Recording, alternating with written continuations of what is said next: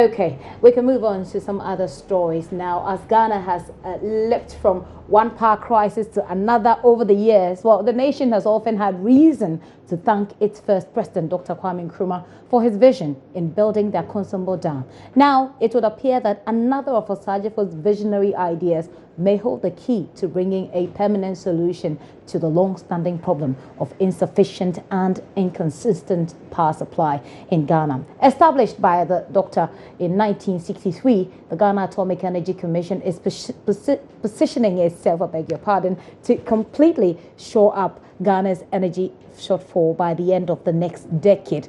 Joy FM Super Morning Show host Kojo Yangson visited the facility in Kwabenya in Accra to find out. Nuclear power program activity going on, and Ghana has taken a decision to do so. Because when Nkrumah's dream was abandoned, I think that dream went off until 2007. And you know that in 2006-07, there was a Dumso also. By that time, we were not calling it Dumso, load shedding.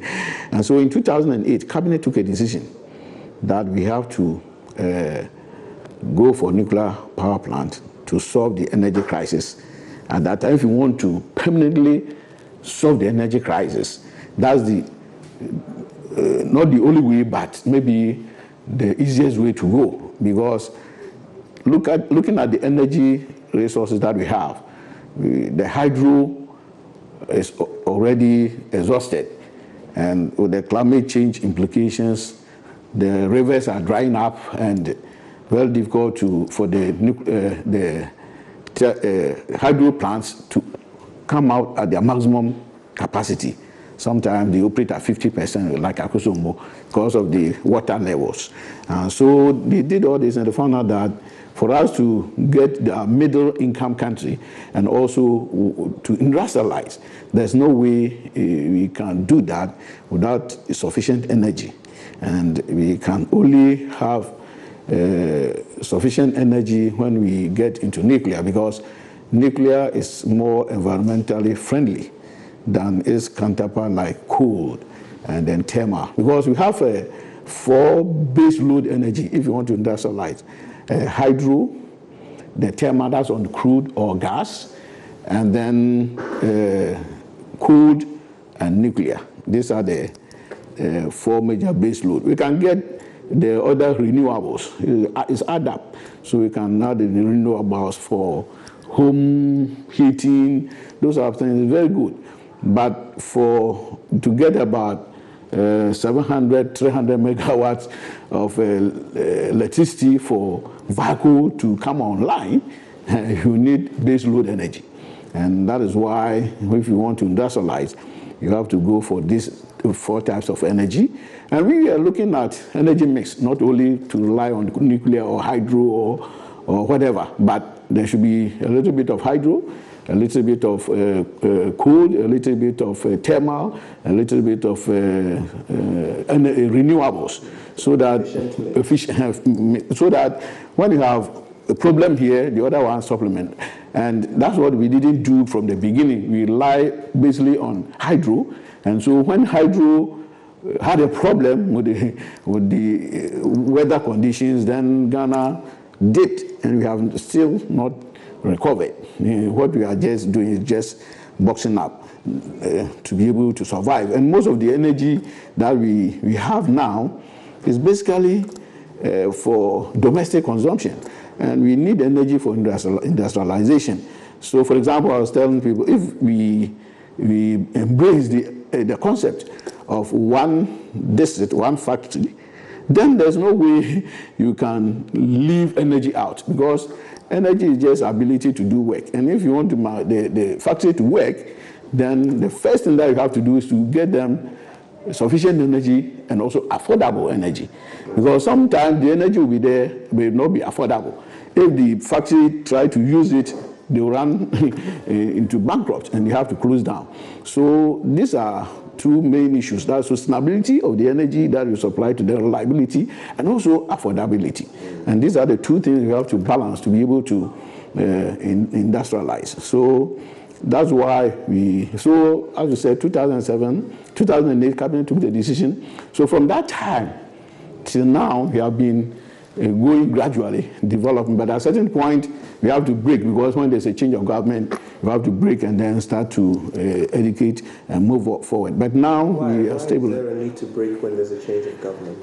Well, there has only been one change of government, and you know, when we started 2008, and we break because at that time, you know that the party that took over, the presidential candidate, the late Professor Atamos, at least he said on the radio, and everybody knows that he is not a fan of nuclear. So we have to break a little bit and then try the education in the system to be able. So later on, they embraced it, and it was captured in the energy policy 2010, that nuclear in the long term.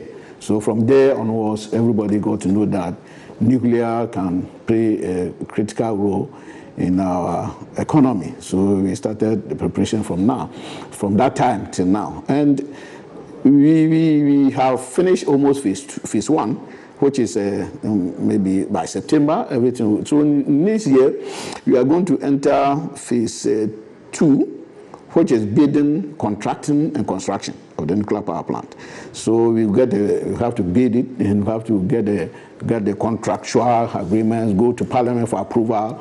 Then we give to the vendor, and then the vendor start the construction of the nuclear power plant from 2018 onwards. And then we will see, and then construction normally takes between 3 to 6 years, depending upon how fast we move, and then the nuclear power plant will be available. So we're looking at a possible power plant up and running and producing its first megawatt of electricity sometime in 2025? Yeah, from there going, thereabout. 2025. Yeah, maybe but in the roadmap, we have set it 2029, because you know this up and downs, we don't know, but you can do it earlier than we have anticipated. The target is 2029, yeah. And how many megawatts of electricity are you hoping? Yeah, we are in serious collaboration or talks with 2 major nuclear power countries, and one of them has promised to or propose to build one plant, which is about 1,000 megawatts. One is 1,000 megawatts, and then the other country too has proposed building 2, and that one, each one is 1,200 megawatts. So that particular country, his is 2,400 megawatts, and the another one is 1,000 megawatts, and one nuclear power plant area can take about 6 to 10 nuclear power plants at the same site. So 3, 4, 5 we can build at the same area. Now people are asking me now, land has been encroached, how do we build a nuclear power plant? And normally nuclear power plant, you can never build nuclear power plant here. And I said the first thing that we look for is availability of water, and not small water, big, a lot of water to cool the reactor. So normally we build the nuclear power plant along a big river or along the sea coast, along the coast. So normally what we do. So all the areas that we have identified, they are all along the coast for now. And then the second condition is that you don't build nuclear power plant in a dense populated area. You have to get a very less populated area, and at a certain radius you have to resettle them. Maybe sometimes people take it about 20 kilometers radius to settle the people away from that place, and it's a township that has all the facilities attached to it. And then the third one, there are so many factors. The third one that is very critical to us too is the evidence of seismic activities, whether there's history of earthquake and other earth disturbances in that area. And all those ones, we have to cancel that. This one is not possible to site a nuclear power plant here. The Ghana Atomic Energy there, speaking with Kojo Youngson. Now, education authorities in Breman Jamra in the central region, where a school building collapsed and killed 6 kindergarten pupils last week, say there are 20 similar school buildings in the district that could collapse. Yesterday, schools resumed, with many of the survivors saying they're haunted by images of the disaster. Here is a report by Justice Bedu. A lonely teddy bear left behind in a rubble by its owner. The child who owned it, it seems, had no time to take it along as the school building he was inside came crashing down. Nobody knows who she was, but this is what remains at the site of one of Ghana's worst school disasters in years. 6 girls dead and 10 others badly injured. The Methodist Primary School in Breman Jamra has remained closed since Tuesday when the accident occurred. On Monday, February 6, it reopened for the first time. But the rest of the children, haunted by last week's images, scared to go back. I knew that when I come to school, my school building can collapse and kill most of the students as here. So, I don't know how to describe what's happened that day at here. It has let me stop learning because I also can die at any time. They have not seen anything like this before. It's their first time, so they feel very fearful. I'm very scared and I'm not even ready to see it. Every time that I imagined it, I cannot even learn. When I look through the book and I close it, because when I learn, I cannot even say even one word that I've learned. Breman Jamra itself seemed to be an ancient town in many phases. Most of the structures here are old and run down. Take this structure behind me, for example, which I'm told was built sometime in 1905, making it well over 100 years. Now, it houses more than 400 pupils of the JHS block of the Methodist school here.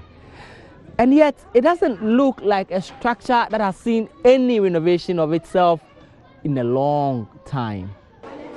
Many of the teachers have now fled the town. I tracked down the district director of education, who tells me many more schools in the same district are in worse conditions. Going round, I have on my phone pictures of many KG schools which are in a deplorable state. So, how many schools in all did you have the information about in terms of the ones that had deplorable KG structures or structures, the ones that you collated? How Yes. many roughly? Roughly, it's about 20 deplorable and about 9 without. For many of the children I've met here, the memories of last week linger on their minds. But even more seriously, dozens of school structures in this same district are disasters waiting to happen. It begs the question, how safe are school structures for the other millions of children across Ghana? Justice Bedu, Joy News, Breman Jamra.